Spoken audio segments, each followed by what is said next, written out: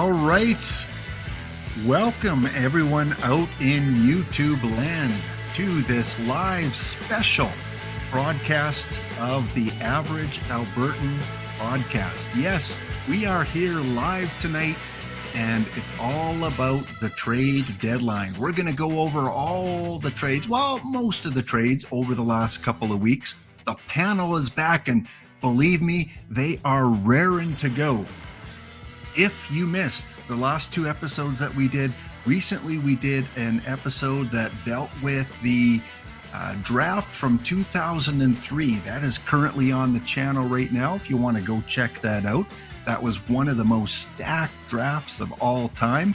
And we drafted the top 16 players in a redraft. And then a week later, we decided to do the 2008 draft. And that was a little bit tougher. Go check those out. It's well worth the watch. Funny how 20, 25, 15 years later, the draft is quite a bit different than when it was live at the time. So we are ready to go, and thank you guys for tuning in to the YouTube channel, Life in Alberta. Leave a like, subscribe, share this out to all your hockey fans out there, all your hockey friends. Get them on, ask questions if you want. But it's time to bring in the panel. First, let's start with the youngest member of the panel, and that is Ryan. Ryan, of course, is a big hockey fan, and more specifically, the Oilers. And still to this day, you know, he still treasures those Oilers baby white and blues that he likely wore as a child. So Ryan, welcome back to the show. Want to start off by asking you, in the last 2 weeks, without mentioning any specific trade, this must have been a treat for you. This must have been the biggest trade deadline weeks that you've ever experienced. Maybe, yeah. I as an Oilers fan, it was kind of difficult. It's still difficult going rooting for draft picks to now rooting for good players to help your team. So I mean that is still, you know, trying to get used to that. But this trade deadline seemed very different this year, with a lot of trades happening earlier than on the last day. So that was odd, at least in my experience. Usually, all the big trades happen on the actual deadline day. Yeah. Well, we've got a lot, including some Oiler trades to talk about very soon. Welcoming back our second member of the panel, and that is a long-time, not just only hockey fan, but a long-time Leaf fan. And we can find him roaming around at night, just kind of lost, wearing his favorite Leaf jersey, the number 3, I Cry at Night. So welcome back to the channel, Eric, and same question to you. What's it been like the last couple weeks as the trades just seem to keep on going? Well, I'm going to start off with saying I thought I was the youngest on the panel, so I'm shocked at that, actually, to begin with.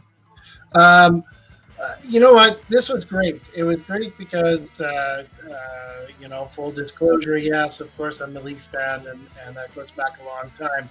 But I'm also an Oilers fan, and both teams were involved. I've had many years where both teams weren't in the playoffs. So this was good. There was, you know, an arms race in the East. The Oilers were shoring up as well. And it was early. It wasn't one of those wait till Alberta 1 o'clock time, 3 o'clock Eastern. It happened early. It was exciting to see kind of who thinks they have a shot and ultimately who thinks they don't. And we'll get into it, but I'm a bit shocked at who thinks they don't. So, because there was very little movement on some fronts where I expected to see quite a few. So there you go. All right. And our third member of the panel, you might remember this guy if you've watched some of our broadcasts before. He is our honorary Albertan.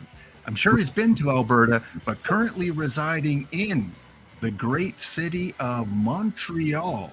And of course, not only residing, but sometimes parading around the city of Montreal, showing off his favorite team, which of course is the Montreal Canadiens. And yep, they do win a Stanley Cup. But of course, then he's got to turn off the PlayStation after it's done. So I want to welcome Frank. I heard that same joke about the Leafs today. And Frank, what's the last couple weeks been like for you watching all these trades go down in the NHL? First off, at least Habs fan can turn it off on the PlayStation. Leaf fans, they gotta use phones. So just a little context from the 60s versus the 90s. So as a hockey fan, not a Habs fan because we didn't do much, it was the craziest trade season I can remember. It was fast and furious. So the movies have nothing on this trade deadline. You took time to take a shower and there was 3 trades. Every time I had a meeting during the day, especially on Wednesday, I think we had close to 20 trades. It's like every time I came back from a meeting, it's like I couldn't keep up with the trades. It was completely nuts. And I think a lot of it had to do with the new star of this trade deadline was cap retention. And it's like I said to a colleague of mine, trading player for player is hard enough as it is. But when you have to bring in a third party, you don't have time on the Friday to agree on a trade player for player, plus bring in a cap retention third team in. So that had a lot to do with having the record amount of trades. There were more trades before the trade deadline day today than overall, including trade deadline day in the past. And that had a lot to do. The retention was the star of this trade deadline. If we take away all the players, that was the star of this trade deadline. Yeah, for sure. That it's the only year where we've seen so many third teams being involved in trades and getting draft picks out of it and retaining salary. And it's taken a while for the NHL teams to find this little bit of a advantage or loophole, if you want to call it. But a lot of the trades that we've seen in the last 2 weeks did involve third team. Double dipping helped the Rangers, helped the Leafs. It helped a bunch of teams just being able to add one player they would have added in the past, or maybe 2. Well, they added 3, 4, and then the Leafs, I think they added half their lineup, Eric. Yeah. So it was, and that was all had to do with double retainers on these salaries. Like it was completely crazy. And we'll talk a little bit about the big changes and how that might affect chemistry for some of the teams going into the final stretch here. But let's get kind of right to it. As one of Eric's favorite singers of all time, Stompin' Tom said, "Hello out there. It's in the air. It's hockey night tonight." So let's get to it. Let's talk about some of these trades. And I'm going to start with the first kind of major trade that was a couple weeks ago, and that was the Bo Horvat trade. That kind of, we kind of figured that he would be traded, but maybe not as early as he was dealt. So I'm going to give this one to you, Frank, in terms of the Horvat trade going to the New York Islanders. How do you see it? Was it a fair trade? Was it did Vancouver get enough for this player? What do you think? Yeah, Vancouver did well for Horvat because he had an expiring contract. So they got perennial underachiever Beauvillier, but he's under 25. Aturati, who was a dropper in his draft and went down to the second round, but actually played well after he was drafted. And he played this week in the NHL. And you have a first rounder. So for Vancouver, good trade. Was it a great trade? No. They could have done a sign and trade and have more. But for the Islanders, it's a big win because they were actually able to sign him to an 8-year contract extension. So for the 3 assets they gave up, 1 is a question mark and 2 are unproven because Beauvillier has been playing for a while, but he's never amounted to much. He's a project, and he's doing very well. He's a point per game player in Vancouver, but that's what we call a win-win transaction for both teams in this case. Yeah, I agree with you. And the first pick is first round pick is lottery protected to the top 12. They're not going to get a lottery pick out of this. But if the Islanders don't make the playoffs, they're still going to get a really good player on top of Ratty and Anthony. So looks like he's playing on the first line. Based on the line combinations, the recent line combinations with Anders Lee. So, yeah, the Islanders made that first attempt. They got him. And let's move on to another New York team. And we'll stick with you, Frank, on this one as well. That is Tarasenko. And that happened fairly quickly after the Horvat. So we see this arms race in the NHL where one team gets a player and then someone within that division, that conference, almost immediately they feel they have to make a move. And the Rangers were second. So what do you think about St. Louis and what they got back, and whether or not Tarasenko will be a difference maker in New York? Yeah, so right wingers on the top two lines for the Rangers were Gaudreau, VC, Lafreniere, Kakko. They've been trying for the last 2 years, basically. Even in preseason, they tried to put Sammy Blais there. But they've been looking for wingers for Zibanejad, Kreider, Panarin, and this year Trocheck, last year Strome. So what they gave up, Sammy Blais, which came in on the Buchnevich trade to St. Louis, well, they gave him back for Tarasenko. It's basically a first and a fourth rounder. Expiring contract, so didn't cost them much. Again, first rounder at the end of the first round.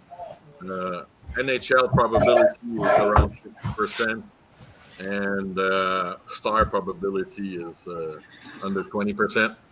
So again, this is a good trade for St. Louis for a free agent to be, and for the Rangers, it's an upgrade. If you look at Tarasenko, he's got 140-goal season, and he has 5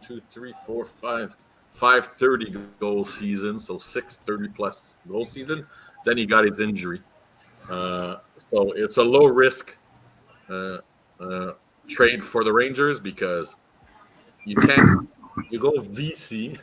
Okay, so just to give you an idea, VC was playing on the first line just before the trade. 21 points in 61 games. You had Gaudreau there, 24 points in 62 games. Lafreniere, 29 points in 61 games. Kakko, 31 points in 62 games. So not hard. So they did part one of the top six with this trade on February 9th. And again, to me, it's a win-win for both teams because it's an expiring contract. Yeah, there we go. So another win-win. So two early trades that were kind of win-win for both teams. And I think St. Louis got a good return for this as well. All right, let's stay in the East and let's head to Toronto. And just a reminder for those people that are watching, looks like we have over 200 people that are watching the live stream right now. We thank you for tuning in and hopefully getting some hockey knowledge and entertainment. Feel free to ask a question in the chat if you have the access to do that. And let's head to Toronto, our first kind of major Canadian trade in the last couple of weeks. And that was Toronto getting Ryan O'Reilly, Noel Cherry, and Josh Pillar. And so let's go to our resident Maple Leaf fan and thoughts and evaluation, Eric, on this trade here. I thought it was excellent. To be brutally honest, Frank has talked about, and he's not alone. They need sandpaper. They needed some toughness. They needed some somebody who's won, and who better than a 2019 Conn Smythe winner that you pick up for 25% of his salary, I believe. and that was a good deal. Noel Cherry can play in the bottom six quite easily. Ryan O'Reilly can go up and down. I mean, they had him as a first line center, and that was intriguing. I thought that was, that means you have an $11 million winger. They tried to adjust that. It looked like in the Oiler game. I didn't see the Flames game last night, but so they're mixing, matching, and it's a good problem to have. What they gave up, St. Louis did well. I think St. Louis did okay, and of course Minnesota got a 4th round pick because Minnesota was the 3rd team in that. So, but so the Leafs lost their 1st round pick, but we all later on we'll talk about how they picked up a 1st round pick for 2023. So it was a great move. I think it was really, I'm not saying they're winning the Stanley Cup with this move on February 17th, but it happened early. O'Reilly's a Ontario kid, and that's a good thing, coming back home. And the only thing that concerns me is it's a expiring contract. Of course, he's a rental at this stage, but you live for today and then worry about that tomorrow. And I think that's what the Leafs are doing. It's not like they haven't done it in the past, but this one is not a foolish. I don't think this is foolish by any stretch of the imagination. I thought it was good.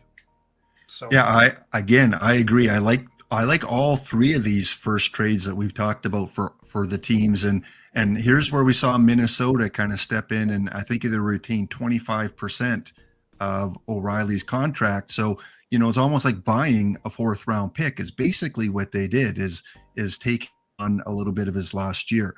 Yep. Again, I think the Leafs are more so, we'll worry about a contract later.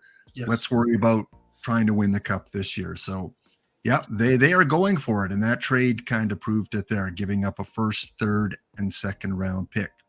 All right, moving on to the next one. And the next one I'm going to talk about a little bit, and that is the kind of the first major Boston Bruin trade. And the Boston Bruins picked up Dmitry Orlov and Garnet Hathaway from the Washington Capitals. And they got Minnesota involved. Minnesota again picked up 5th round pick. They're again retaining 25% of this contract. So Minnesota just sneaking in there and saying, yeah, we've got cap space. We're going to retain some of the salaries. And Washington gets Craig Smith and Svetlikov, which I'm not very familiar with, but the 1st rounder, they get a 2nd rounder, a 3rd rounder, and they're retaining 50%. So Boston, really, money-wise, not costing them a lot. I like this trade. In fact, I love this trade. I was hoping that Orlov would somehow make his way to Edmonton, because I think it's exactly the type of player that could help the Oilers out. He's already done well in the games that he's played in Boston so far. And again, so far he's got 8 points in 4 games. It's like everybody's going, what? Dmitry Orlov. Yes, I saw Frank kind of post that in our chat a little bit earlier. It's like 2-3 points a game, and it's like, where did this come from? He's playing with Lindholm, Hampus. So, wow. And like you said earlier, Frank, the rich just kind of get richer with this trade. And there's more Boston to come along the way. All right, a minor trade that we'll talk about here. And it's a trade that, again, a playoff team has made, and that's the Winnipeg Jets. So we like to kind of focus on the Canadian teams here.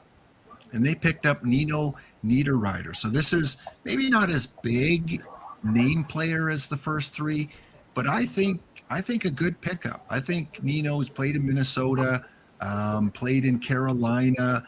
He's going to add a little bit of depth, a little bit of scoring to the Winnipeg Jets.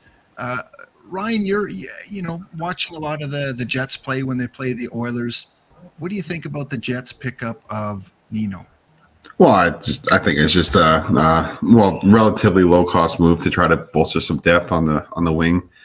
We know they have a couple of good centers, but we'll see what he can do. Obviously, Predators are selling. They sold a little bit more than I thought they would. I thought they were going to try to push to the end, but no, yeah, it's a low cost move by Winnipeg, and if it works out, great. If not, then I mean, I saw a stat the other day that since 2003, what is it, a 2% chance that a player after the 24th pick is an impact player in the NHL. So why not give the second round pick and see if you can make some hay? Yeah, and I agree. I'm glad that Winnipeg, did. I mean, they're in playoff contention. Why not? Why not pick someone up? I mean, the second rounder that they would get would probably be mid to late second round. It's a good player. It's a good player for a second round pick. All right, let's move on. By the way, he's got 18 goals this year. Yeah, this year. What's the probability of a second rounder getting 18 goals in 5 years? So it's a no-brainer. I agree with Ryan in this case. It's like he was gifted because he also has grit. He hits a lot. So he's not just a fancy player. He goes in the corner, so he's a big player. So for Winnipeg, that was a no-brainer. Yeah, I agree. Again, really good pickup. So the first four trades, I think, really fair. Really, I think both sides probably won all four trades. They both, got what they're looking for at this point in their season. All right, Frank, this one's to you because it does involve the Montreal Canadiens. And the Canadiens, again, not as active due to injury issues, but they did pick up. I think this was a win for Montreal. And curious about your perspective, getting Gurianov from Dallas and giving up Dadonov. Tell us about this from the Montreal perspective. Well, Weber went for Dadonov, and then we flipped Dadonov for Gurianov. He's 25, had 20-goal season early in his career. Coaching didn't really agree with him in Dallas. So his career went south, basically, and both coaches, the one this year at DeBoer and the Winnipeg coach, didn't like him at all. So it's a worthy gamble. Like, Dadonov had an expiring contract. We basically hoped that he would score on a 20-goal pace. Like, he averaged 22 goals the previous 3 years. So we basically hoped that we could flip him, and we did flip him, but not for a pick, for a gamble. So we'll see. They put him on the first line with Suzuki. So they're giving him till the end of the year to prove himself because he's fast. He's got an awesome shot. He scored his first goal, and it was a bullet in the top right-hand corner. So, look, it's a no lose situation. Dadonov already scored, has points in Dallas. So for Dallas, you have a proven veteran producer for a kid that just didn't fit in anymore. And who knows? We'll see what happens. We have him for this year. We have him for next year if we qualify him. So he's got basically a year and a quarter to prove that he belongs in the NHL. So it's a good gamble because his upside, he had 17 points in 27 games or something, or 24 games in the playoffs for Dallas. That's the Kubudin playoffs where he earned his 3-year contract. Big mistake from Dallas. But that playoff, he had 17 points in either 24 or 27 games. So, look, no, I like the upside. He's so fast that he's going to fit in more in Montreal because all players in Montreal is fast-paced. That's Martin St. Louis' MO. So he's probably going to fit in more than with the older players in Dallas, more veteran team, slower, So we'll see. Yeah. So we got that enough for free. Weber was his contract, his long-term IR that we traded to Vegas, and Weber's not in Vegas anymore. He's on the All-Star LTIR team in Arizona. Yeah. I agree. Both teams, I think I like the trade for both sides. Dallas gets a little bit of experience, get a little bit more scoring. Like you said, both players have fit in well so far with their new teams and scored a goal. And Gurianov playing on the first line, Dadonov playing on the second line. So good trade for both teams. All right, let's move on to, and we won't talk about this one too much just because it's more of a little minor deal, but I like this trade for Vegas. Why not? They're giving up a little bit of youth in Zach Dean, but they're getting Barbashev, who, again, has that potential to contribute to a playoff team. Any comments about the Barbashev trade to Vegas? Oh, just giving up a bit of the future for a little bit of now. Yeah, well, I think that with Dean. Dean was a first-round choice late in the run. So I think they only have one first-round pick since they came into the league. So that's Vegas' MO. If you're a first-round pick for Vegas, don't buy a jersey. You're going at one point because, even the way we got Suzuki in the Pacioretty trade, we wanted Cody Glass, and they offered us Suzuki. Thank God we didn't get who we wanted. But Cody Glass got traded to Nashville. So it's like your first rounder. Branston was a first rounder. Go through the history of the first rounders for Vegas. I think there's one left. So Zach Dean is just another one for immediate help. Vegas, it goes with the city. Go big or go home. Yeah. And it's strange because Vegas still is relatively a new team in the league. They've been in the league for less than 10 years, an expansion team. And here they are, like you said, Frank, trading away all their early round picks. Well, the owner made the promise coming in that they were going to win the cup in 5 years. So he's trying to make good on that. They came so They came closer than any of us Canadian fan teams. They came so close. They went to the finals their second year.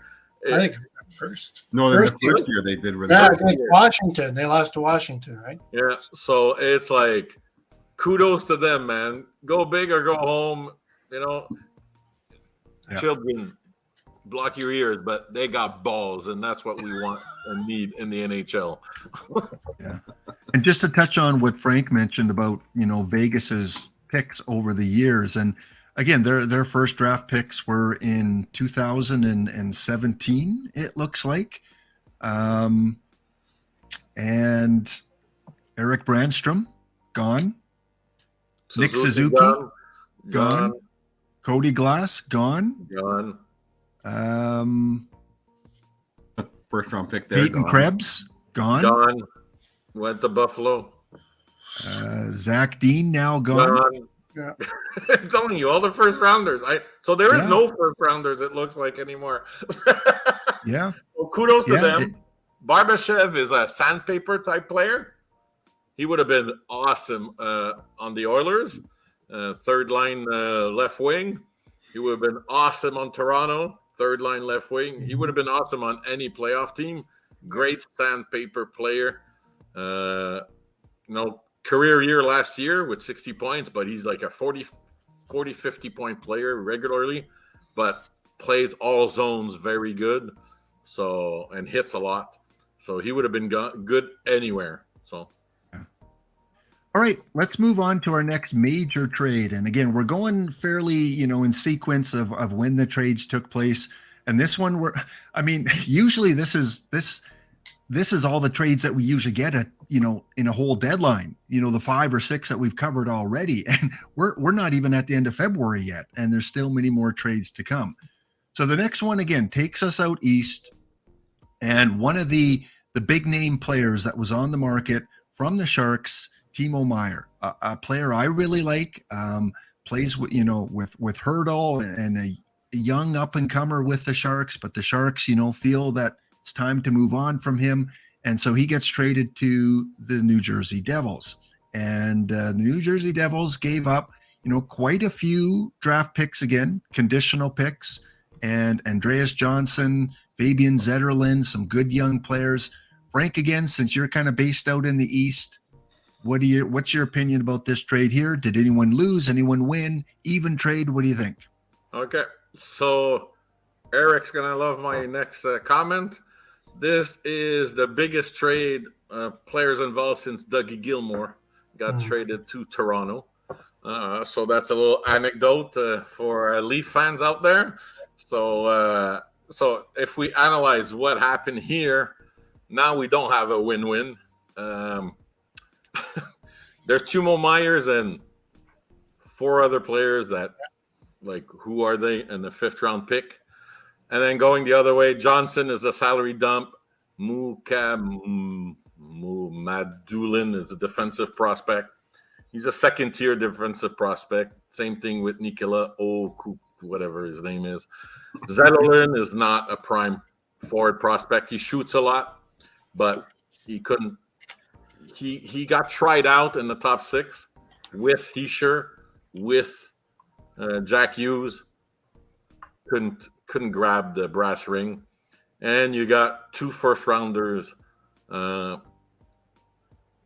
New Jersey got Meier on the cheap. If you look at what other players were able to get in terms of compensation, it's like volume does not equal quality. They should have held out for either Mercer, Holtz, Nimitz, the brother Hughes, which probably would never have happened. But instead of having 3 prospects that are grade B or C, they should have held out for one of the top tier prospects. And then the first round pick, who knows? It's late round first rounders. It's in 2023 and 2024, and it's conditional. It's like, I don't get this trade from. I think it's just a product of a new GM still trying to feel his way through. I know, but San Jose got hosed basically. So from New Jersey, this is a hedge, because if you look at what they have, Chychrun, 2-way finesse guy. Jack Hughes, offensive finesse guy. He's not 2-way. Jesper Bratt, finesse. Tatar, finesse. They're full of finesse.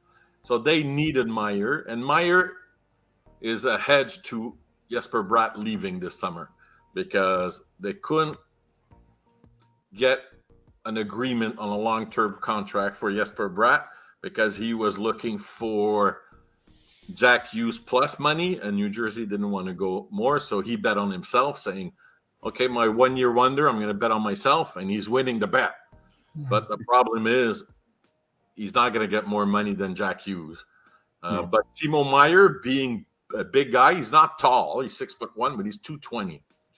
He brings in the sandpaper, the corner that they're lacking in their lineup. They don't have that big power forward. So they brought him in without a contract because they wanted to sign him, but they said, okay, I'm confident I'll be able to sign him. Fitzgerald said, I'm going to sign him this summer if I don't sign Jesper Bratt. And I think it's written in the sky that Jesper Bratt will be sacrificed long-term for cap reasons, etc. So they're going all in. They're going to try to win this year, but Meier is basically a hedge against not signing Bratt. They're going to sign one of the two, and I think they prefer signing Meier, who has multiple 30-goal season, like I said, big guy, which they don't have on their team. So big win for New Jersey. Mike Greer, man, dude, you undersold. You got mesmerized. If you're listening, you never know. You got mesmerized by volume, not by quality. So it's unfortunate for San Jose fans. They'll get another chance to recoup with Erik Karlsson maybe this summer, but it's a big miss in my mind for Myers. Yeah, I agree. Meier was one of the gems out there. and based on his age and his playing ability, really good pickup. I just worry about New Jersey. They're like the little kid brother that is trying to compete with the older brothers that have a lot more ammunition. The Rangers, the Leafs, the Bay, Tampa Bay, Boston. Good move for them. Maybe re-signing him long term would be a great move for them.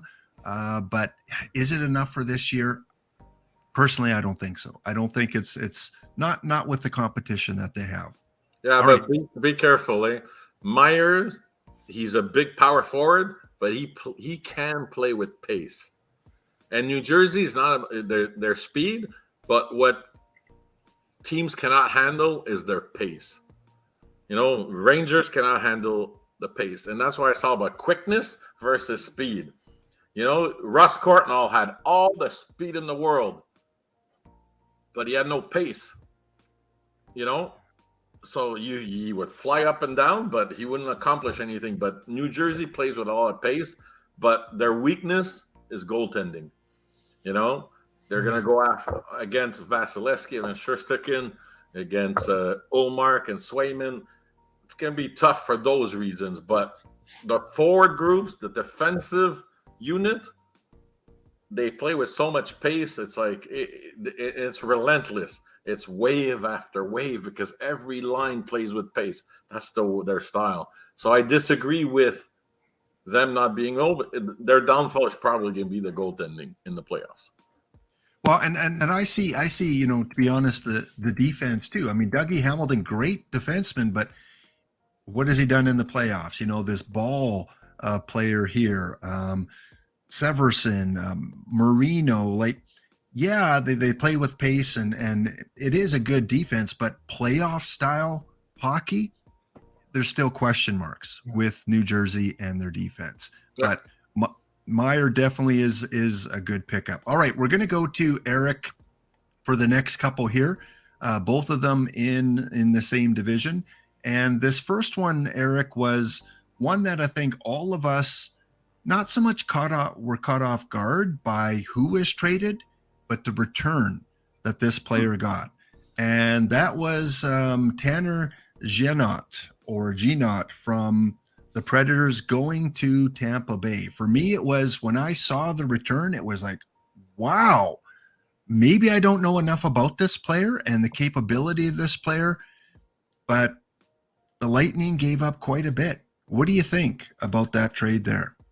Well, again, it's part of the arms race. I think it did seem like a lot. And we'll probably talk about Nashville, and who really, for a team that didn't trade or didn't retain a lot, certainly got a lot of draft picks, and David Poile who's retiring this year, has left a lot. For I can't remember who's coming in. Barry Trotz is coming in as the general manager. So anyway, he's I don't know much about him. I'll be brutally honest. Not a player that really, when I heard the numbers that were going back, all these draft picks, it was a shock to me. I guess for lack of a better term, and Frank, who I think is a better Eastern guy when it's not, well, even on the Leafs, except for his Captain Underpants that he makes reference to for some of us. But he might be able to speak more on it. I thought, to be brutally honest, I thought it was quite a bit for a player that, for me, wasn't super familiar. And, looking at his stats that you have up, I'm not seeing much. So good. Maybe he did have, 24 goals that 1 year, but oy vey, there's not a lot here. They gave up a lot. I don't know if it was because they were looking around and Toronto had done something and Boston had done something. and management thought this guy fits for them. I think they're planning on laying off their amateur scouts for a couple of years, giving them a break. Yeah. Well, there's no reason to worry about it, right? They're all in. I mean, we know that they've won. We know that they've been a successful team for a while. And yeah, it's hard to stay on top for sure. But it seemed like a lot to me, man. That's just the bottom line. Yeah. Can I just jump in with a comment just for the viewers to have a perspective of what Tampa Bay paid? If you sign an RFA deal for $8.4 million minus $1, so pretty good player, you pay a first and a second and a third rounder as compensation if you don't get matched. So last time was the Habs with Sebastian Aho. At that point, it was 8.2 because it keeps going up. But that's a 6 point some odd million to 8.4. It's round 1, 2, and 3. They paid 1, 2, 3, 4, 5. So that was a jaw dropper for sure. And Jeannot scored 24 goals last year, but I think his shooting percentage was 25% or 24%. So unsustainable. So he's a grit guy. He's a pure third liner. And Tampa, it's Blake Coleman, Goudreau. That's what they do to win the cup. They go get these pseudo third liners that are going to play better with them. So they just went, all right. They were Oprah Winfrey when the trade. You know, you get a pick. Here's more picks for you. So it was flabbergasting. But, you know, the first rounder, is it going to hurt? It depends. If they get ousted in the first round by Eric's team. Well, it's 2025 that the first rounder is. What? It's 2025 that the first rounder is. They could be retooling at that time. Oh, my God. Yeah. That's okay. I didn't know there was 2025. So, look, Nashville gambled that Tampa would – well, they won't because they have all their top guns signed until then. But for them, it's like late first rounders. You don't get stars out of that. You barely get useful players out of that. So I can understand, but there's perceived value versus what, you know, if you think your house is worth $100,000, but everybody perceives it as $200,000, you don't sell it for $100,000. You sell it for $200,000. He gave way too many picks. He didn't need to. The reaction I got from a journalist on Twitter was all the GMs went, what? So nobody would have come close to it. 1, 2, 3, 4, 5. It's like, what the hell? Anyways. Yeah. It definitely was a strange deal. And I just wanted to I don't know what Tampa Bay was thinking. I mean, it's not a big cap hit. He is an RFA. I'm sure they'll be able to re-sign him. They saw something in him that definitely they figured would help them in this Stanley Cup run. All right, Eric, back to you again with another Leaf trade that took place. This one shoring up their defense. The first of two kind of defensemen that they picked up. This one here was Chicago getting Jake McCabe, 50% of the salary retained, and getting a couple lower end draft picks as well. And here where they gave up another first round pick and a second round pick. What do you think about Jake McCabe and how can he help the Leafs? Well, again, he's a 20-minute muncher. You know, I think he's been fairly successful. You know, we're not talking Stanley Cup winner as we were in the first trade, but you know, he's been around. I remember him actually from World Juniors because he played on the USA team in 2013. So, and of course, he was pretty highly touted at that time as that kind of defenseman. He's not overly big, but he eats a lot of minutes. He's solid. He will solidify what they need back there. I mean, we'll talk goaltending eventually, I suppose, but which certainly wasn't touched and is still questionable. But this is a good trade. They've got also, again, using a reference that's been used, a little bit of sandpaper in this Lafferty kid. So that's not a bad thing. When I look at their opposition, and they can hope. I mean, if they're winners, they get to play Boston, and they got to go through Tampa first, and you're going to have to be tough, and this will help. You know, he's not nobody's looking at a lot of goals. As for the picks, or for what they gave up, it's conditional. I think you had on there, both of those were conditional. So yeah, there's potential there, but again, you know, Dubas doesn't even have a contract after this year, so it's now or never. It's yeah, let's go. And we just did 2 draft shows, guys, and I was shocked at the number of guys in the first round alone that never even played in the NHL. So I don't think it's some people would argue future. I lived through the decade of darkness in Alberta for the Oilers. And I don't give a rip about third rounders. I mean, second rounders. You know, if you had a shot, you got to take it, and I think that's the case here. So I don't think they paid too much. I think now again, I've only saw the one game. McCabe didn't look super comfortable on the league blue line, I didn't think, against the Oilers, but oh well. So who does against the Oilers? I suppose, well, I don't know. Some Columbus defense seemed to do okay. Well, actually, that's not true. They ended up giving up 4 goals. They won the game, but yeah. So you know what? It's just it's a case of, I think we got somebody who can munch some minutes. He's trustworthy, and we got some sandpaper. It's a good. Kudos there, Kyle. So there you go. And the Leafs aren't quite done yet. They have another trade coming a little bit later on. All right, Ryan, time to switch over to you and talk a little bit about the Oilers and a couple of the moves that they made. Both of these ones were on the same day. Again, the Oilers are in really tough cap space situation. Tough to kind of make $157, I think, is what they have right now.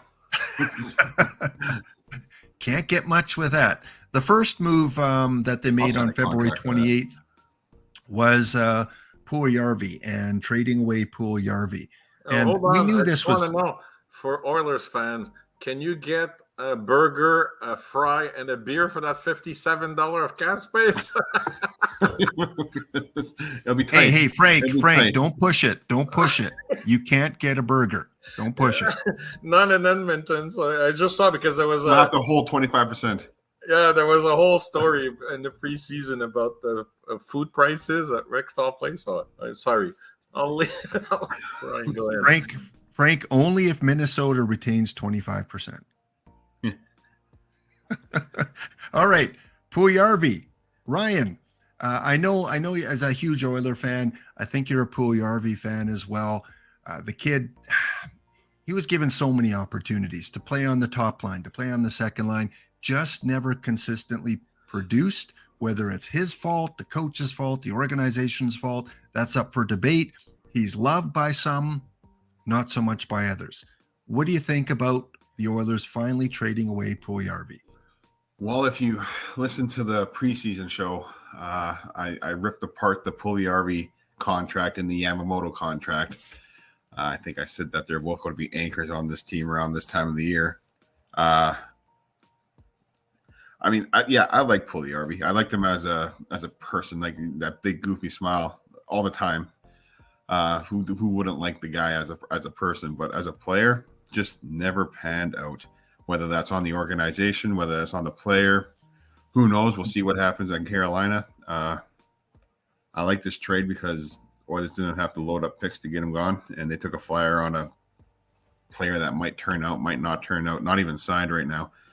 And I think the biggest thing too is whether you like him or hate him, Puljujärvi, that is, the distraction is gone. The distraction has gone around the team about this guy. So hopefully, I don't know, hopefully they can just get back to playing and not worrying about how the organization is treating this guy. And this trade, I think, had to be made for the trade that they made later in the day. So Ryan, Oilers go out and they pick up a solid defenseman in Mattias Ekholm. I love this move. I really love this move. Even in our chat days before, I was saying Ekholm, Ekholm, Ekholm. And I know the rumors were, Carlson. But of course, the money would not make that work, at least not till the offseason, maybe. Give us your opinion about the Ekholm acquisition.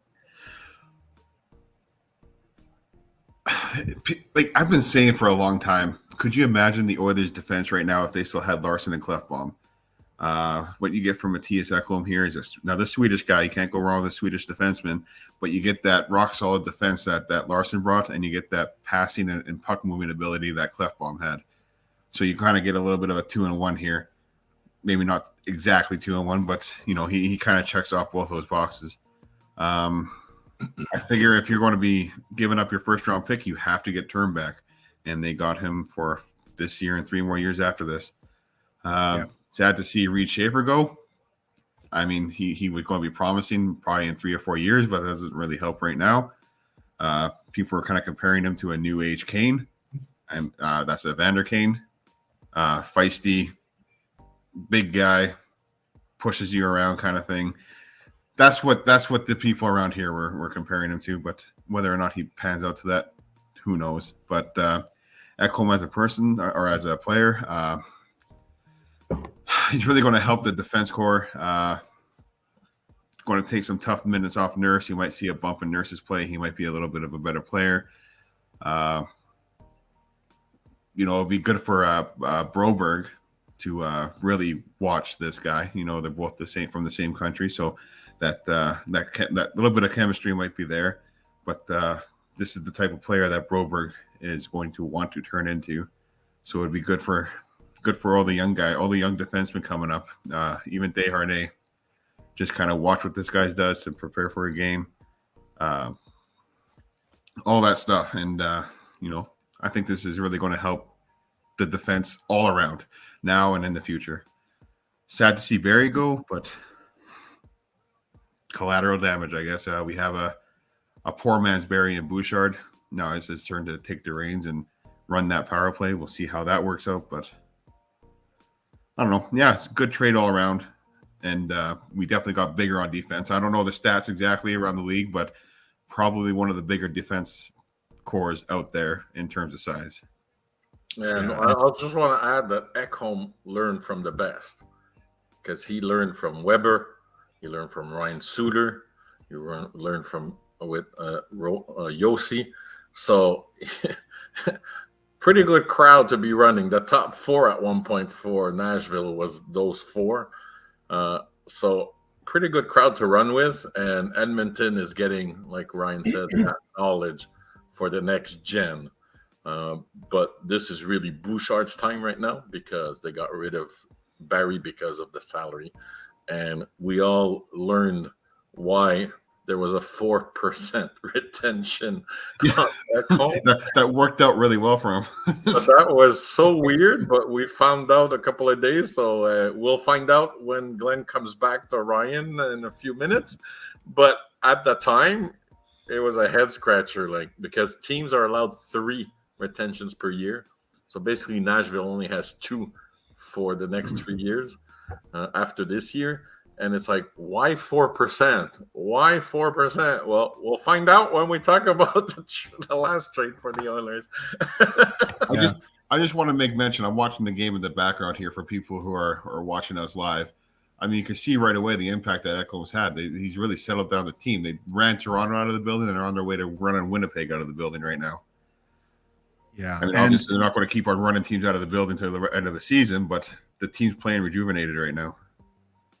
And yeah, they're up 3-0 right now. 4-0 now. 4-0. Yeah. And I have to say, I am so glad that the Oilers a year, 2 years, 3 years ago did not get rid of Ryan Nugent-Hopkins. Ryan Nugent-Hopkins is having a heck of a season, a career season right now. This is what we've been waiting for from Ryan Nugent-Hopkins. And at the age of 29, that's not a very popular time for a player to have a career year. He's at 29 years old. Well, just a late developer, and he's breaking out, and he is maybe the most underrated Oiler right now. All the attention goes to Nurse and goes to McDavid and Draisaitl, and Ryan Nugent-Hopkins is having a very quiet, good season. As far as Ekholm, two things that I love about this: he wanted to come here. His wife wanted to come here. His wife loves the winter, loves the skiing. Well, she's from northern Sweden. That's northern Alberta for you. Yeah, like seriously, think about that. A wife who wants to come to Edmonton. It's just shocking, right? Like it's just. And when I heard that, I was like, wow. She can't wait to raise the kids here. Yeah, no, I think it's fantastic. Yeah, so I thought that was wonderful. I got to mention, though, the Reed Schaefer thing did more than even losing Barry.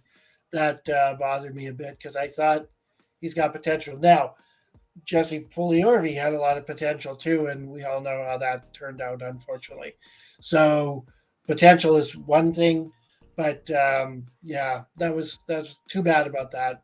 I wish they didn't have to. It looks like they had to, so that's the way it goes. But, Yeah. So the Ekholm, I think, definitely is going to improve the team. Like I said, he's happy to be here. He's going to fit in, I think, with the team. Going to mentor Broberg, who is again from Sweden.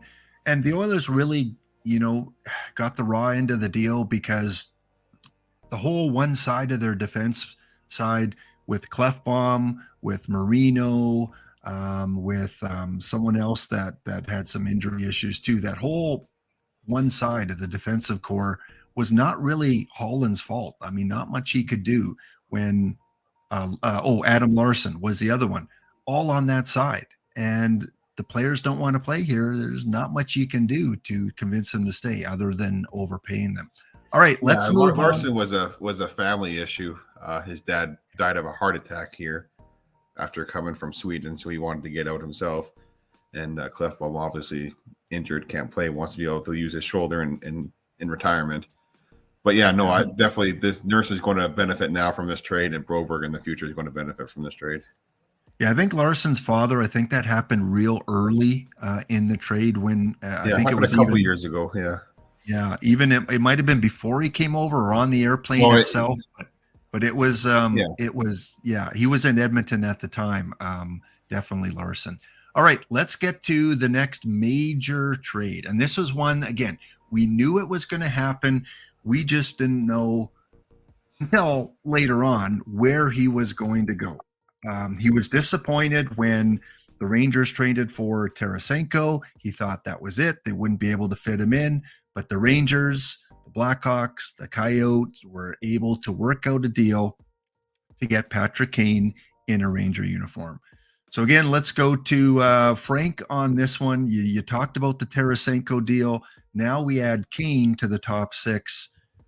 Are they the favorite in the East now, or is it just another building piece that gets them a little bit closer? You're a second option. They're not the favorite. Nobody's going to beat Boston. We only talked about Orlov. There's another trade that happened with the Boston Bruins. So they are the cream of the crop. They're running away with the President's Cup, President's Trophy, whatever it's called. So, yeah. And the rumors are that they traded for Tarasenko and that was it. But when Dolan heard that Kane said that, oh my God, I wanted to play there, he basically told Drury, make it work. So Drury started to offload Kravtsov, like all these players, man. It's like, here, get away from me. Just to make sure he had the cap space, and Patrick Kane was another one like O'Reilly, a double retention, and they were able to fit him in. So Chicago Blackhawks, did they win?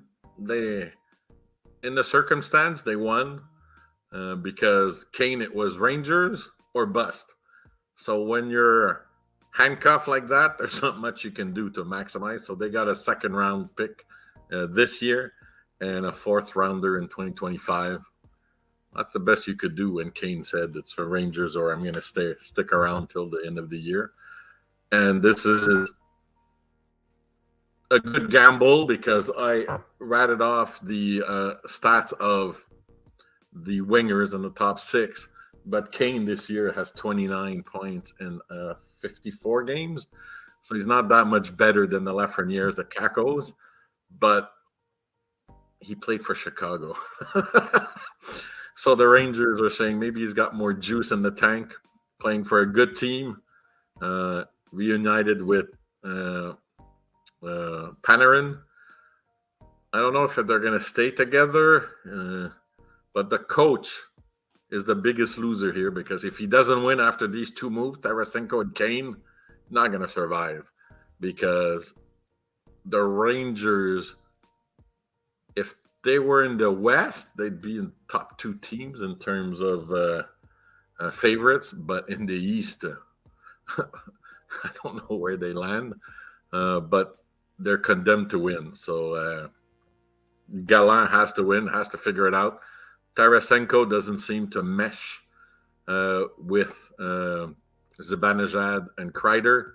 He played better with Trocheck and Panarin, but they put Kane with Panarin and Trocheck because they were buddies. They played together. But that doesn't make sense to me because Tarasenko is a shooter. Panarin's a passer. Kane at this stage of his career is probably a passer. And Kreider's a shooter. Zibanejad's a shooter. So you have three shooters on the first line. So they're going to have to make adjustments.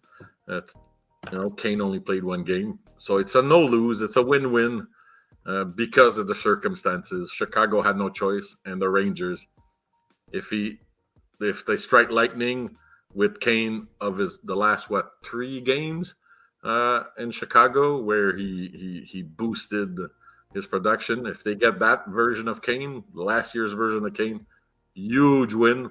So it was basically no risk. So, and New York likes big names, marquee, and that's what Patrick Kane is. So it was what it was. They're top 6 now. I've mentioned them all. That's a strong top 6. And then you got the kid line as a third line, and then VC Goudreau. They go from first, second, third line all the way to the fourth line. That's a deep forward group, So yeah. I think for the Rangers to go far, the Kane and Tarasenko and Panarin, but I think in the playoffs it's going to come down to Kreider, it's going to come down to Zibanejad, going to come down to Trocheck. They're going to have really good playoffs for the Rangers, and plus their goaltending's got to be solid too, which it should be. One of the best goaltenders in the league. All right, let's move on to the next one. I've got a few more to go, and Ryan, I'm going to go to you on this one because this was a weird one, and it was one that really upset the player when it happened, but it kind of worked out for him, and that was the whole Jonathan Quick situation, where within a day or 2 days, not only did he go to one team, but he went to 2 teams. So, Ryan, what do you make of the Jonathan Quick trade?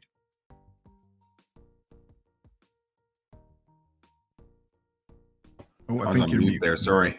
I said I don't get it. If he's good enough for Vegas, why isn't he good enough for LA? He has a long-standing history in LA. Brought him a couple cups. Is an outstanding goalie. One of the top 3-4 goalies of 2010 to 2015. I mean, is Korpisalo really an upgrade on Quick? I don't think so. Maybe not a big one. Yeah, but it was Gravikov and his salary. They had to dump salary. Yeah. That's who they chose. But it was a WTF moment because Quick didn't know because I don't think the Kings knew. So, because the rumors are he was. Jonathan Quick has a temper. We've seen it in games.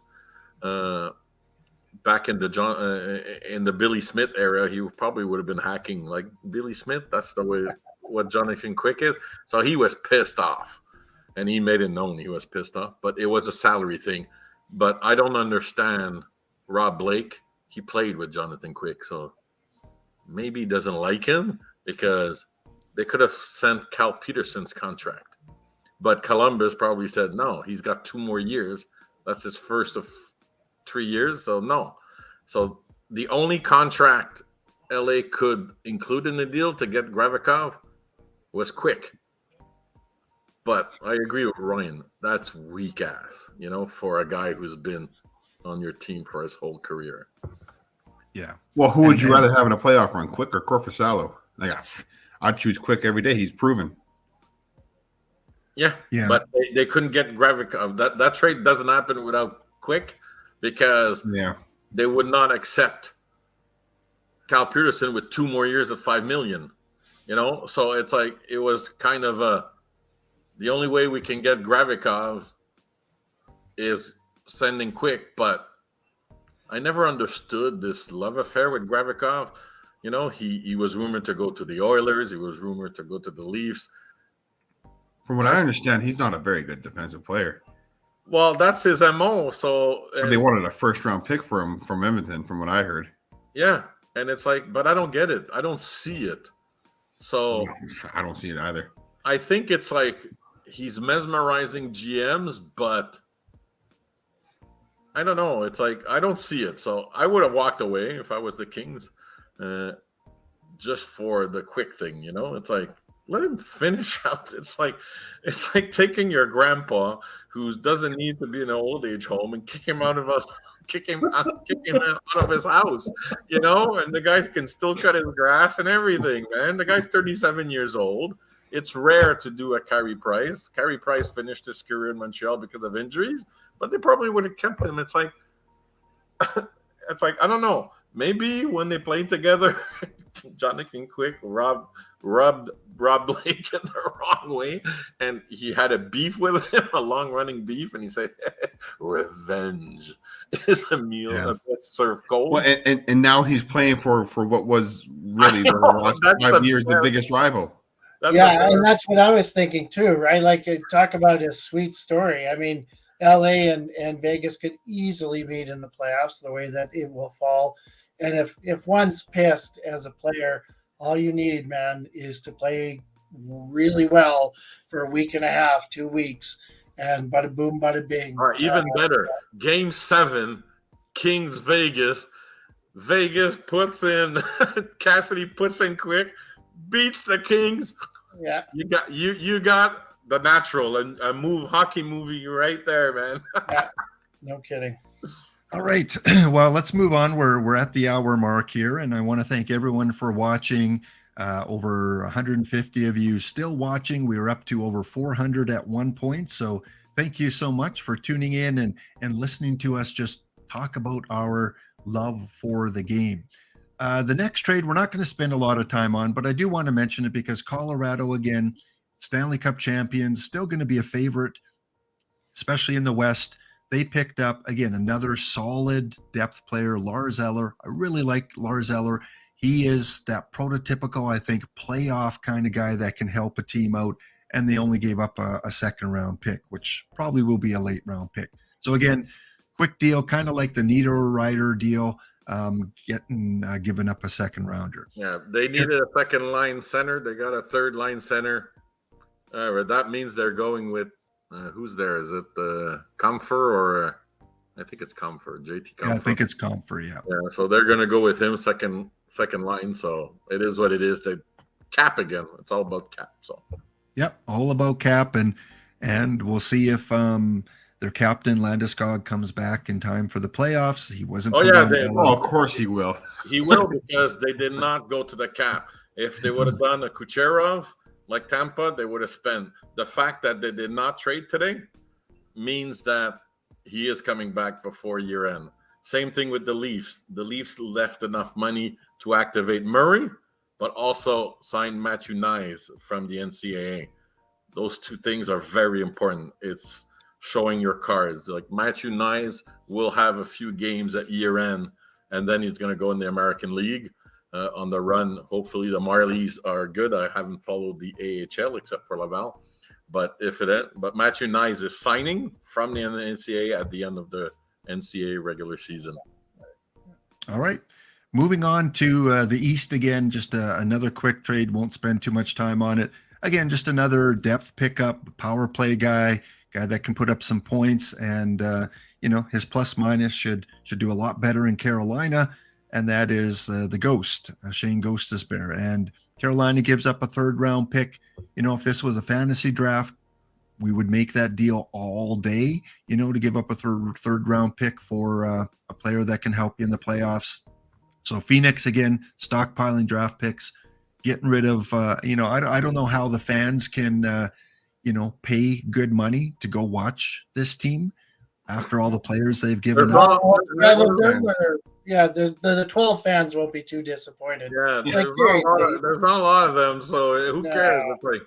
Nobody cares. It's really sad. It really, and I'm sure you've seen the memes of, all these contracts on the famous Coyote players, that are just nothing but salary dumps, and they're all injured players. Yeah. Shea Weber and company. These Weber, are all Pronger, Coyote Hossa. legends. Pronger. Half of the minimum that teams have to get to the floor will be insurance money.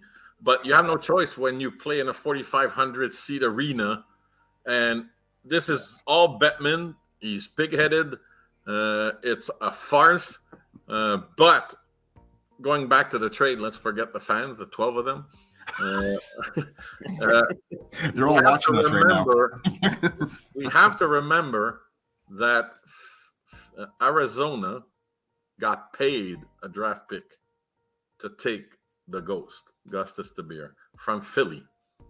And now they're getting a third after he rehabilitated himself as an offensive defenseman, and a very good one at that. All his advanced stats are awesome. And then they get a third rounder, but they got, I think, a second rounder or a third rounder from Philly. And Philly sends Ghost to Arizona. Ghost does well. And then they sign D'Angelo for the same money or a little bit more than Ghost was making. And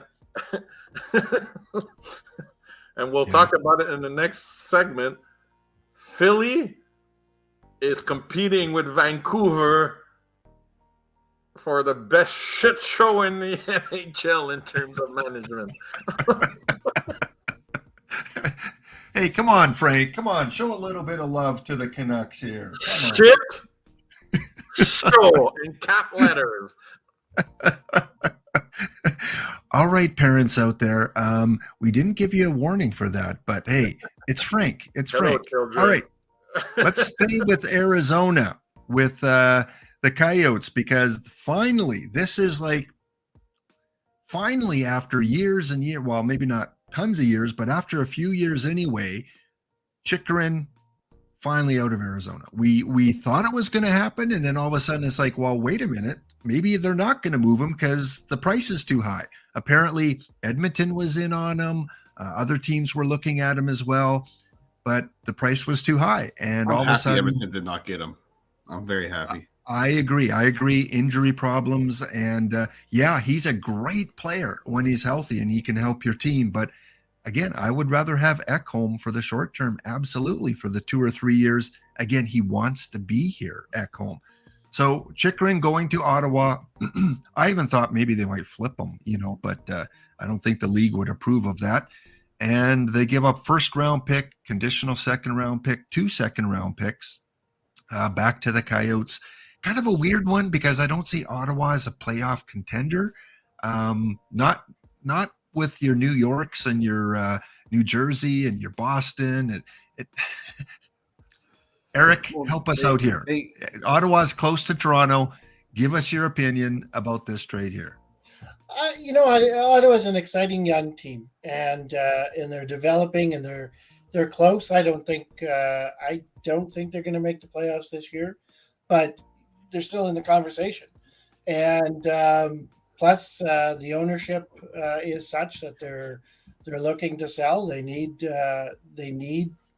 some something that's shiny and positive, and I'm hearing that not only that, but still on the ownership part, they're looking at a downtown arena as well. So I think the potential is there, and I think the price was right. The contract is not, it's what is it, 4 million for top four defenseman, I think is what he would be. But the injuries are just scary. But I see why Ottawa did it. They had an opportunity as part of that. If I was part of the Ottawa fan base, I don't think I'd be disappointed in this. I really don't. I don't think they gave up a great deal. And I see somebody trying to help now. So, there you go. There's my opinion. Yeah, we heard all the what they were looking for the past 18 months that JC's been on the market. I want 2 first rounders, a top line prospects, blah, blah, blah. And they got a first and 2 seconds. Yeah. Not even 2 firsts. So Ottawa got a deal. The price went down. And the problem is, we talked about it, Arizona with their 12 fans and the 4,500 seat arena. The other teams wanted to send back a contract or wanted Arizona to retain. Yes. We saw with the Weber deal. We saw with the Voracek deal. They want insurance-covered contracts because they don't want to – the owners have no money. They're a broke-ass franchise until they build a new stadium. So that's what killed them. Armstrong reduced his price, and the only team that was willing to take on his contract was Ottawa, and they got a deal because Chychrun, yes, he had injury concerns in the past, but he was overextended in Arizona. He was a number 1 guy. He would play in all situations, power play, 24, 25 minutes per game. That's not the case. Ottawa has Chabot, and they have Jake Sanderson, who his first year, he's playing way over 20 minutes. He's awesome. And now they add Chychrun.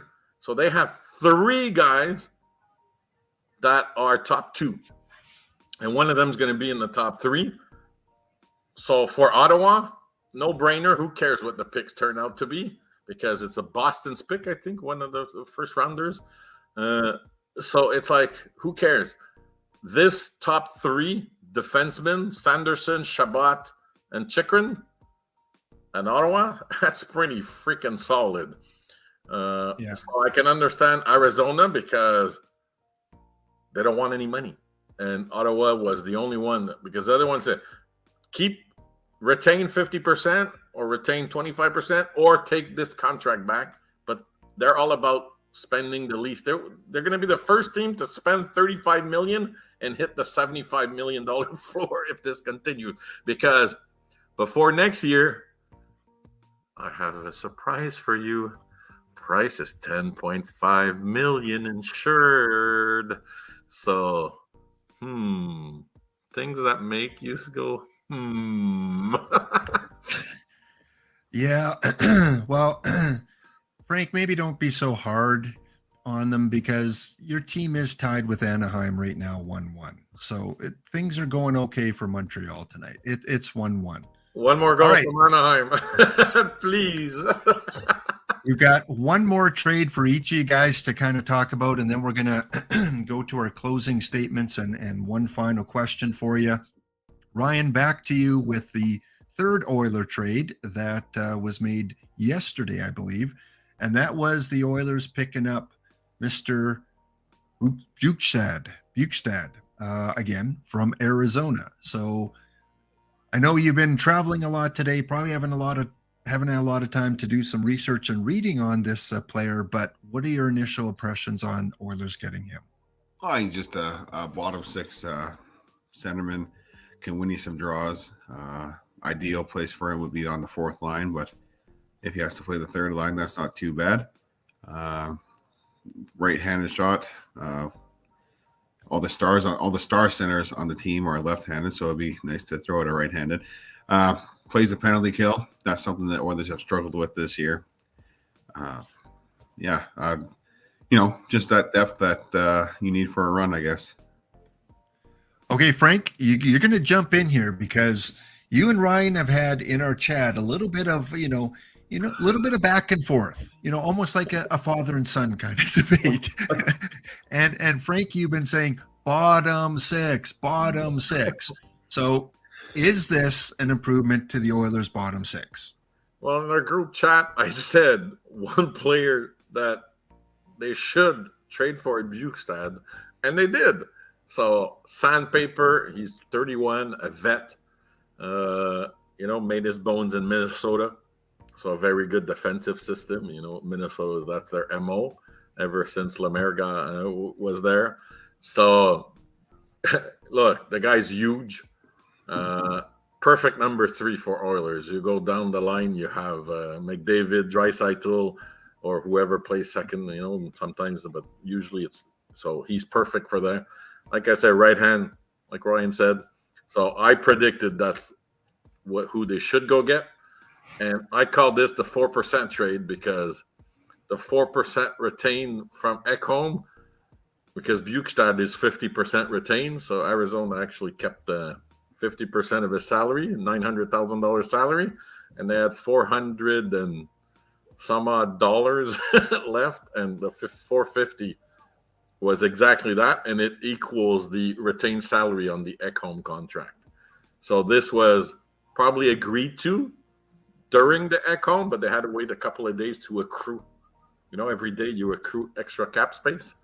So they probably agreed with it before, and that's why the 4%, when everybody goes, what is going on here? It was probably agreed to beforehand. Sleepy Holland, he knew what he was doing, eh? Yeah, he was sleeping, and he woke up, and his moves were good. Was it enough? That's the real question. I don't think it's fun to watch Boston and Toronto load up, but I think doing too much could also be a problem. Yeah, but Boston we'll get to that. I have an opinion on that one, I'll tell you. We'll get to that in a second here because we do have to cover Boston. One more deal by the Boston just a minute here. But Eric, first of all, let me just say that, the group chat is always fun and we go back and forth and there's a lot of debate. And of course you got an Eastern, Western, hometown kind of bias at times with different teams. And I think Frank finally can say that the Edmonton Oilers had a good week. I think with the trades that they've made. Oh, even Toronto, both Eric, Ryan, and yourself, you had a very good 2 weeks because Toronto's issue is too much turnover, like Ryan said, because it's a third of their lineup. But if you go it one by one, you can't fault them. Same thing with Edmonton. Did they do enough? Did they address the goalie situation? We'll find out in the playoffs. But you don't have a dominant G out west. Yeah. Vasilevsky, well, I think guys, that's about as good of an apology we'll get from Frank that weekend. I want to refund. All right. We do have to move on to Eric. Eric, you've seen this player play as a member of the Leafs. You've seen his dad play as a member of the Leaf. You've watched a lot of both Western and Eastern games. And this was one of the more recent trades. I think it was just done yesterday. And that was the trade of Max Domi. Max Domi going to Dallas from Chicago. Any opinion about this trade here? Is it going to help Dallas? How do you see, when you watch Max Domi play, what does he add? What kind of value to a team? Well, certainly Max and his dad are totally different, right? Max is more of a scorer. He was having a great year in Chicago, and I think it makes sense from a trade perspective, and I hope he likes Dallas. But my fear is he didn't want to leave Chicago, and how does he feel about that? And I know it's like, well, Chicago's not going anywhere. Everybody wants to leave Chicago. He didn't feel that way. And he had showed more promise. Remember, this is a guy who was drafted by Arizona. So I think it could be quite good for Dallas. I think he's he's tenacious. He's like his father in that sense. He's not going to punch you in the face a bunch of times and do those kind of things, but and can score. So again, not super like his father, but I do fear that. I don't know if he'll fit in. He's had a good year in Chicago. I hope it transpires. I really do. I think he's a decent dude. From what I can tell, I remember him playing on Team Canada, things along those lines. Yeah, I hope it works out. I fear that it won't. And he'll go back to not shining as much as he has this year. Yeah, player that's moved around quite a bit, been part of many different teams. Probably good on the power play. His 5-on-5 numbers are not that great. And as Frank mentions that he looks like he was a valuable member of the Montreal roadshow that he's been on. He's one of these players that has traveled around quite a bit. He got Josh Anderson. Remember. He got you Josh Anderson. Just for that, it was worth it. Because we went from Galchenyuk to Domi to Josh Anderson. All right. Well, and the last trade, and we all can kind of ring in on this one. This was, again, a move that just solidified Boston as what should be a Stanley Cup big-time favorite. I have Boston now winning the Cup. I don't think any of us thought they would be where they would be at the beginning of the season. Thanks, Captain Obvious. Taylor Hall. Yeah. I mean, same with Seattle, right? I mean, Taylor Hall down with a leg injury. I think that afforded him some cap space, putting him on LTIR, bringing in Tyler Bertuzzi. Again, another guy that I was kind of hoping maybe the Oilers would make a pitch for, being that depth scorer, maybe on the second line. We can still bring him in the summertime. We could. Boston's going to Horvat Bertuzzi's butt, man. I don't want to say ass, but it's almost 11 here. So they're going to Horvat his ass. They're going to re-sign him because they have Bergeron's contract coming off the books, Krejci's contract coming off the books. So they traded to re-sign him, and that culture in that room, Bertuzzi is going to love it.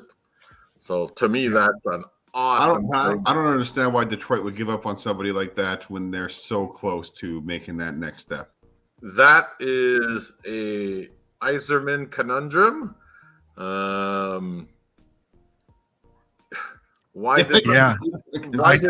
this last week has not been very Yzerman-like. Let's just put it that way. I think there's another deal that's going to be part of our WTF moment with Detroit. Again, really good move by Boston. I remember highlights of Detroit playing Boston, and Bertuzzi got into it with Marchand, and just a feisty guy that's not willing to back down. And again, he's big and he's heavy. Yeah. You look at Bergeron, he's not big, he's not heavy. Krejci's not big, he's not heavy. Pasternak, not big, not heavy. Taylor Hall has size, but he doesn't play heavy. DeBrusk is the only guy that plays with size. So that top six needed Bertuzzi.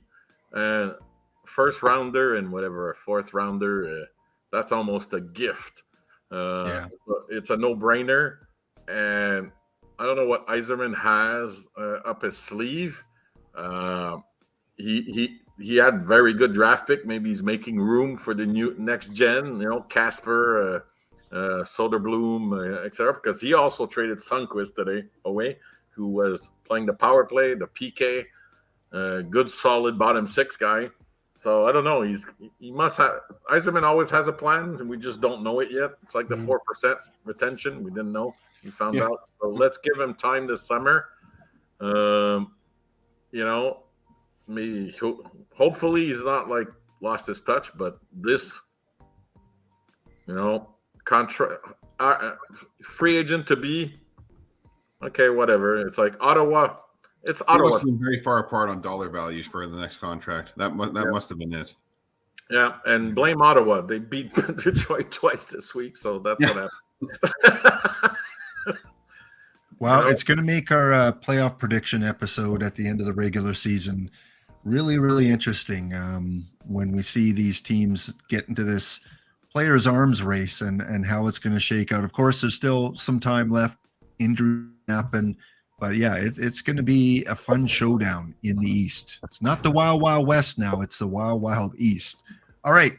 Last couple things I want to do is the WTF moment. Okay, the moment of the last couple weeks, players moving around, something that either really shocked you or surprised you, or you kind of were shaking your head like, I don't get it, or wow, that was really a home run or a dud by that team.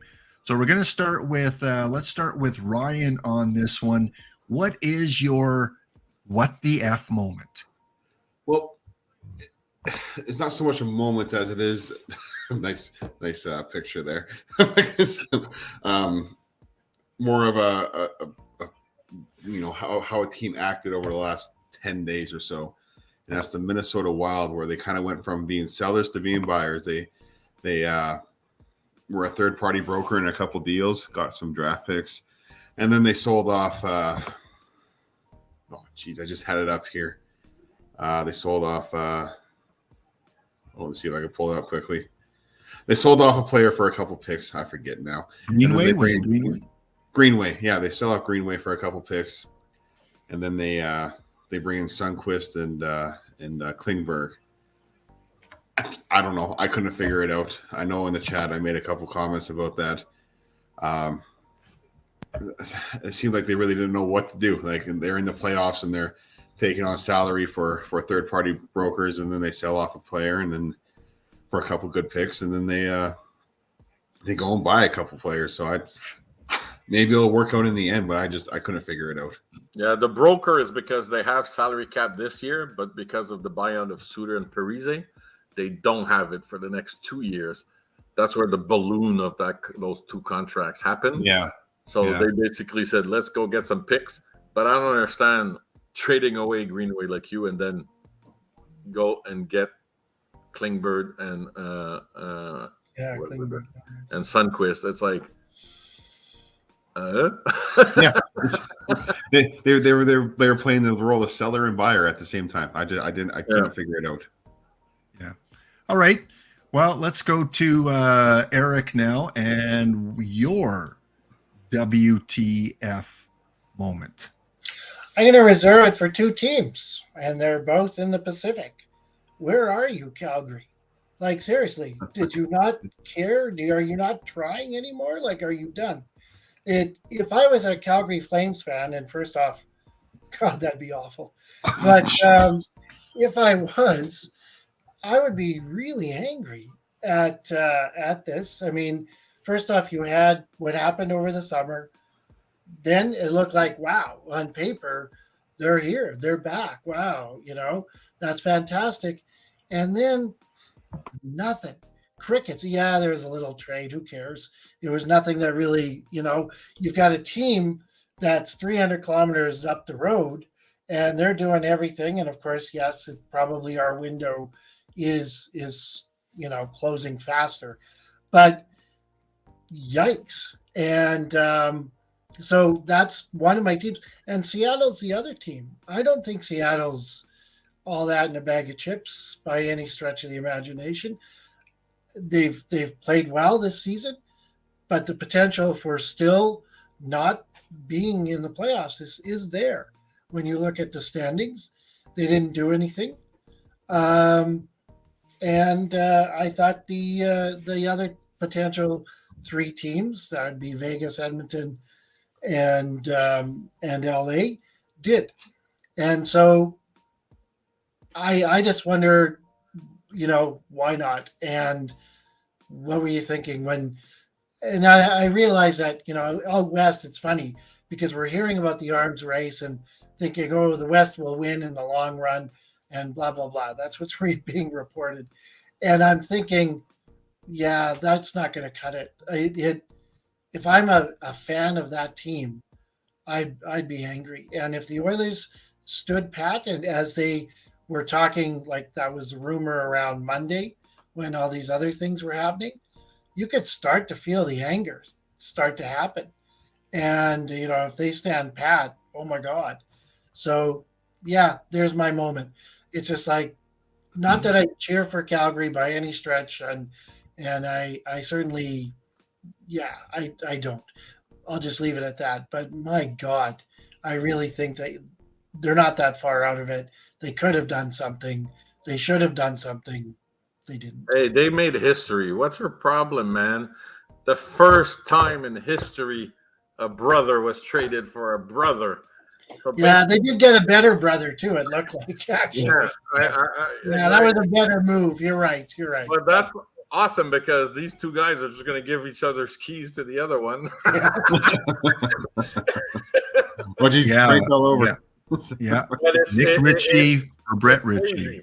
Yeah. First ever trade, brother for brother. So at least they have that at the last. Yeah, they have that. Yeah, I suppose. But I agree with you.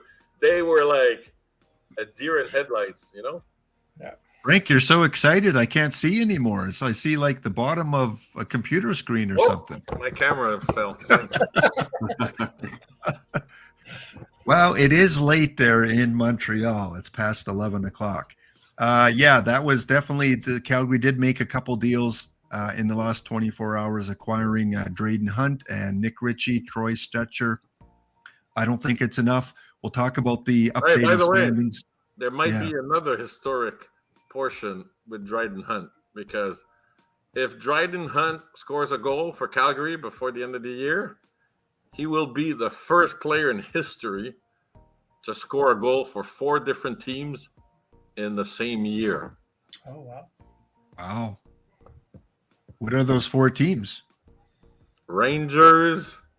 Where did he go? Rangers, Colorado Rangers. Who did he get? Who did he come from? In Calgary, obviously. So whatever. So if he scored for Calgary, so not only did they do the brother for brother, but if they put him on at the end of the game and he scores an empty netter, they do a 2 historic. So they might not have improved for the playoffs, but at least they'll create history in the same year twice. All right, Frank, what is your what the F moment of the last little bit? All right, so nobody covered mine, so I can't believe Eric ignored the Sandin trade to the Caps. That was a what the hell is going on there? I wish it was a what the hell moment, but after 3 p.m. because I thought they would use the first to flip for another move. But no, they kept the first, and it's like, huh? I don't get it. Erik Gustafsson is freaking useless in Toronto. He played 9 minutes his first game. So I don't know who else they got. They got nothing. They just gave him away to. I understand the trade from Washington, getting a less than 25-year-old dude from Toronto, but that I didn't get. It's like I don't think they needed to do it for cap reasons, etc. It was a precursor for the Luke Shen, but it's not like they need a space because they got a defenseman back. So for Washington, sending Gustafsson for Sandin a first-round pick is a no-brainer. We're talking about late first-rounders. Sandin is, not a top-end guy, but who knows what his potential. Defensemen mature later. So Eric, I'm going to say that was a WTF trade. Ronek to Vancouver. That's why I say Philly and Vancouver. Like Vancouver are Jekyll and Hyde, but not with day to day, like hour to hour. They sell off Horvat. We're retooling, rebuilding, whatever. But then they go give picks for a 25-year-old defenseman. Like Ronek, like what? He was available? That was the first thing. Like what the hell's going on here? And what's the long-term plan. They trade away Shen, and then they get Roenick. And it's like, but they give picks. So that was another, like, my jaw dropped. I didn't believe when I saw that trade. I said, because he's 25. He's not like 21, 22. You know? It's like, I don't get it. So Vancouver is a mess, as usual. What they did in the summer, signing Miller, sacrificing Horvat, like, they're a big old mess. The other one is Granlund to the Penguins from Nashville. That's another one. Like, he's got contract, he's got term. Pittsburgh has no money, and they go get a guy with term instead of expiring contract. Granlund doesn't shoot, doesn't score. He's pass only. Newsflash: Jonathan Drouin is Michael Granlund cheaper, so I didn't get that. And as a team basis, Philadelphia. How do you mess up trading JVR, and then you blame that it went south at 2:30 on a Friday afternoon when you knew since the summer this guy was a free agent, 33-year-old. Everybody was interested in him. Winnipeg, Edmonton, like every team in the playoff. But you put all your eggs, and why was Detroit trying to get him? Detroit sends Bertuzzi to Boston, sends Sundqvist to Minnesota, and then they try to get JVR. I think they were trying to flip him. I don't know what was going on there, if that would have happened. But Philly, Fletcher, oh my God, what a mess Philadelphia is. So that's I have more than one, sorry. I was hoping you guys would cover some of them. But Roenick is where literally when I got the text, because it's one of those trades on Wednesday where I was in a meeting and my jaw dropped. I went like, why is Detroit trading this 25-year-old defenseman? You know, yes, they have a good one developing in the AHL, the Swede Arvidsson, but still, it's like, and why is Vancouver trading for this guy? And Sandin, like Toronto kept the pick, so they have a first-round pick, Eric. So you can you have something to look forward to, unlike Tampa Bay, who has a first pick in the 6th round. So that's like Saturday afternoon at 5:45, where Tampa Bay is going to say, "Woo, our first pick," unless they trade it. But at least you get a first rounder. You know they're going to trade that at the draft, Frank. You know the Leafs are going to trade that, and they'll come back on Saturday for round 4, 5, and 6. So, and then Montreal, we got nailed with the injuries, so we could have double dipped like Arizona did with Gostisbehere, but we did it. We would have done it the first year. We got a first rounder to take the Monahan contract, but he got injured. Edmondson got injured, but we have another chance to trade him. So Montreal did nothing. We got Gurianov, but today it's like we're trading AHL players. And then we actually was involved in the Bonino trade to Pittsburgh as a broker. But like besides that, injury killed Hughes' chance of doing any noise. So yeah, so those are my WTF. Like Philadelphia, man, who knows what they're doing? It's crazy. So JVR is going to be there until the end of the year. You think he's going to want to re-sign with Philly? Probably not, Frank. Probably not. All right. We got 2 minutes here before we're going to sign off. Very quickly, just kind of a 30-second answer here. In terms of the Atlantic Division, we'll go around to everyone here. Who moves up because of their trade acquisitions over the last 2 weeks? Who is the big mover from now until the end of the season? Ryan, we'll start with you in the Atlantic. I mean, I don't know. I think it stays pat. I don't think there's any movement. Stays the same? Okay. Yeah, I don't see it changing. I agree. There's nothing moving. Boston will be on top. Toronto will get home ice for their playoff against the Lightning, and the Sabres, I don't think are going to make the playoffs. So Okay. And Frank, anything change in the Atlantic? Top 6 is immovable, unlike out west. So you asked for the Atlantic, but I'm doing both because the wild cards are mixed in. So right now the 2 wild cards are from the Metropolitan. So Buffalo's trying to sneak in, Ottawa's trying to sneak in, Florida, hopefully they don't sneak in. Washington sold, Detroit sold, so they've given up.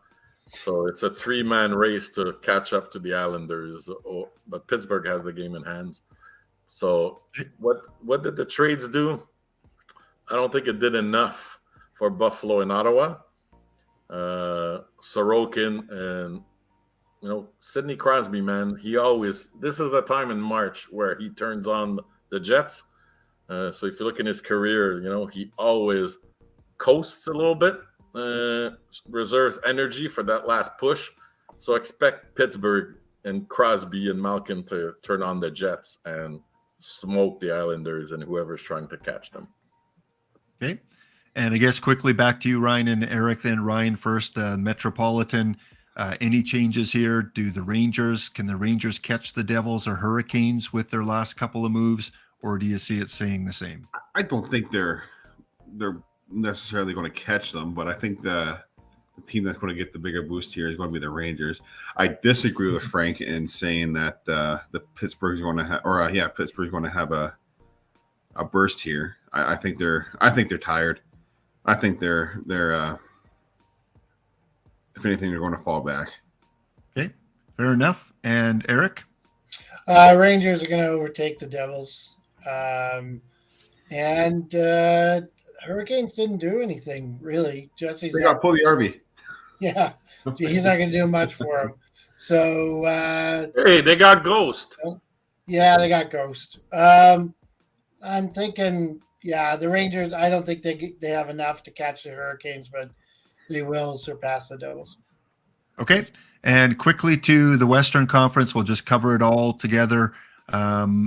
Teams, because of the trades that they've made or didn't make, going to move up right now. Right now, we have the Jets at 72, the Avalanche at 73, and then the Oilers and Kraken 74, 76. This time, we'll start with Eric. Since you finished off the East, start off the West for us. What do you see changing? Can I see show me the Pacific? There we go. You know what? I think, well, maybe, and again, this is the homer in me. I think the Oilers will get to second place. And the Kraken will fall off. The Kings will be there, so it'll be the Oilers and the Kings again.